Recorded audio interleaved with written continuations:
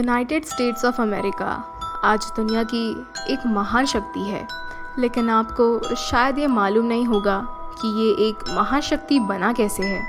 हर देश के कोई ना कोई राज तो होते ही हैं, कुछ बहुत ही ज़्यादा अच्छे और कुछ बहुत ही ज़्यादा खतरनाक और भयानक। और इनमें से कुछ राज ऐसे होते हैं जो आम जनता को बिल्कुल भी पता नहीं होने चाहिए। वैसे मेरा नाम जेनी है और मैं अमेरिका के केंटकी शहर में रहती हूँ। आज मैं जिस घटना के बारे में आप सभी को बताने वाली हूँ, ये घटना मेरे साथ कई साल पहले हुई थी। उस वक्त मैं गवर्नमेंट जॉब किया करती थी और जिसमें मुझे बहुत सालों का एक्सपीरियंस था।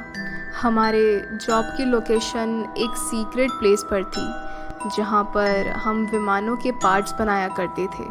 मुझे बिल्कुल भी अंदाज़ा नहीं था कि ये पार्ट्स किस विमान पर लगने वाले हैं।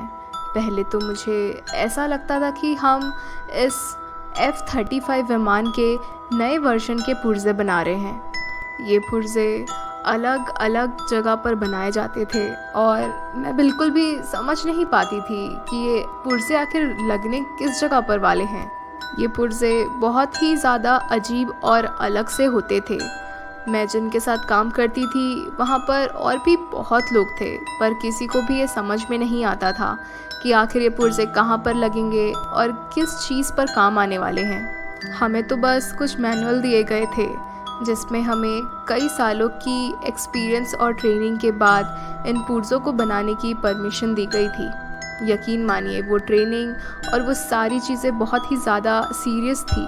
बहुत सारी ऐसी चीज़ें थी जिनकी हमें मनाही थी, जैसे हमें ये जानना बिल्कुल भी अलाउ नहीं था कि ये पुर्जे आखिर किस जगह पर लगने वाले हैं या फिर ये किस विमान के हैं, ये किस चीज़ पर इस्तेमाल होने वाले हैं।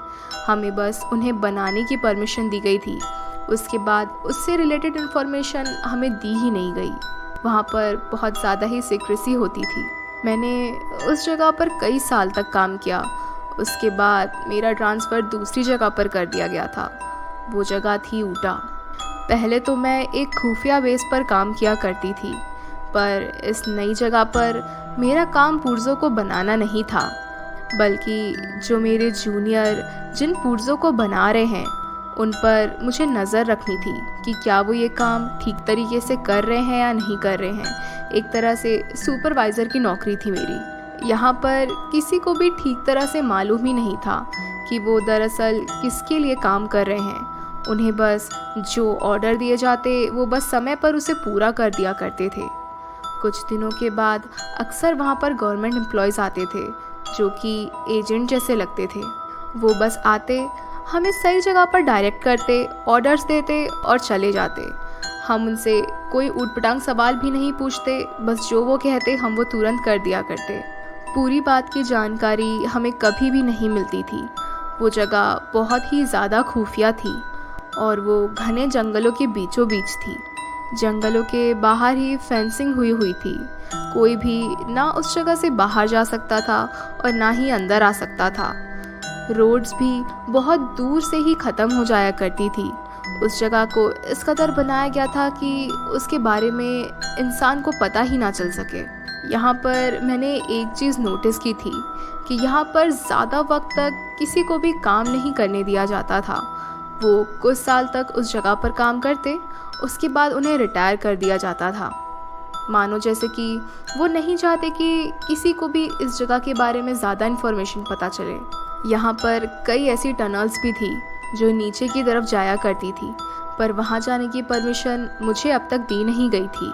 पर ऐसे कई ऑफिशियल्स थे जो वहाँ नीचे जाया करते थे और मैं हमेशा सोचती थी कि आखिर वहाँ नीचे ऐसा क्या होता है। मुझे हमेशा ही जानने की क्यूरियोसिटी होती थी। वहीं पास पर एक टेस्टिंग लैब भी होता था जिसके आधे दूर तक ही मैं जा पाती थी, पर वहाँ पर टेस्ट आखिर किस चीज़ के बारे में होता था ये मैं कभी जान ही नहीं पाई। मुझे बस इतना ही पता था कि वहाँ पर किसी चीज़ की तो टेस्टिंग होती है। मुझे इतनी भी अनुमति नहीं थी कि मैं इसके बारे में अपने जूनियर को बता सकूं, और यकीनन मेरे सीनियर को तो मुझसे कई ज़्यादा चीज़ें पता होंगी।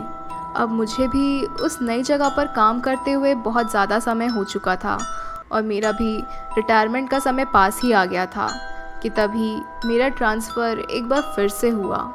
पर मेरा ट्रांसफ़र कहीं दूसरी जगह पर नहीं हुआ, बल्कि उसी जगह के बेसमेंट पर हुआ। मेरी पोस्टिंग अब एक ऐसी जगह पर हो गई थी जहाँ के बारे में जानने के लिए मैं शुरुआती से ही बेताब थी। पर वो जगह थोड़ी अजीब थी। वहाँ पर जाने से पहले मुझसे बहुत सारे कागज़ों पर बहुत सारे साइंस लिए गए और मुझसे तरह तरह के सवाल पूछे गए। मुझे यही बताया गया था कि मैं नीचे जो भी चीज़ें देखूंगी उसके बारे में मैं बाहर आकर किसी को भी नहीं बता सकती। अगर मेरे मुंह से हल्की सी भी शब्द निकल गए तो मुझे सरकारी तौर पर जेल हो सकती है या शायद मुझे फांसी भी हो सकती है। ये सारी बातें जानने के बाद मुझे थोड़ा अजीब लगा था, पर थोड़ा डर भी लगा था कि आखिर ऐसा क्या है नीचे। आखिर बहुत समय के इंतज़ार के बाद फाइनली मैं उस टनल के सामने खड़ी थी और उस लिफ्ट के सामने खड़ी थी जो लिफ्ट मुझे नीचे ले जाती। मैं तो बस यही सोच रही थी कि आखिर नीचे ऐसा क्या होने वाला है। मुझे ऐसा लग रहा था कि शायद नीचे बहुत बड़े बड़े विमान होंगे, वही विमान जिनके पुर्जे हम बनाते हैं। शायद नीचे वही यूएफओज होंगे जिन्हें हम आसमानों पर देखने का दावा करते हैं। थोड़ी ही देर में नीचे पहुंचने के बाद मुझे मेरे सारे सवालों के जवाब मिल गए। वहाँ नीचे कोई छोटा सा ऑफिस नहीं था, बल्कि वहाँ पर तो पूरी एक बड़ी सी बिल्डिंग जैसा था और वहाँ पर हज़ारों की तादाद में लोग काम कर रहे थे। वहाँ पर सब कुछ ही बहुत मॉडर्न नज़र आ रहा था। वहाँ पर वायरिंग भी बहुत अलग तरीके से की गई थी। वहाँ के दरवाजे भी ऊपर नीचे की तरफ खुलते थे। वहाँ पर वज़न भी बहुत ज़्यादा कम महसूस हो रहा था। मैं तो डर गई थी कि कहीं मैं अपनी धरती पर ही तो हूँ ना।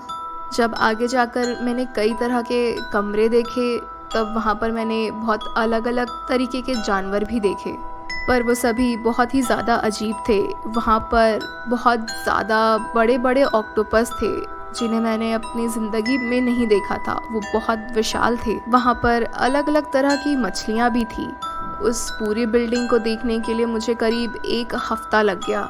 पर वहाँ पर भी कई ऐसी जगहें थी जहाँ पर जाने की अनुमति मुझे नहीं थी। पूरे दिन काम करने के बाद शाम के वक्त हमें छोड़ दिया जाता और मैं ऐसे ही ऑफिस पर टहल कर वहाँ पर देखा करती। पर वहाँ पर एक रूम था जहाँ पर ऑफिशियल्स ही जा सकते थे और वहाँ पर जाने की अनुमति मुझे नहीं थी। पर मुझे तो अंदर देखना था कि आखिर अंदर क्या है। तो जैसे ही मुझे मौका मिला मैंने उस दरवाजे को खोल दिया। जो चीज़ मैंने अंदर देखी उस पर आप यकीन नहीं करेंगे। अंदर सचमुच एक एलियन था। उसका बहुत ही ज़्यादा बड़ा सा चेहरा था। जैसे ही उसने मेरी तरफ देखा मैं तुरंत ही बाहर आ गई। मैं बहुत डर गई थी कि तभी मैंने देखा कि 2 ऑफिशियल्स ने मुझे देख लिया है। अब आगे मेरे साथ क्या होता है ये जानने के लिए देखिए इसका दूसरा पार्ट।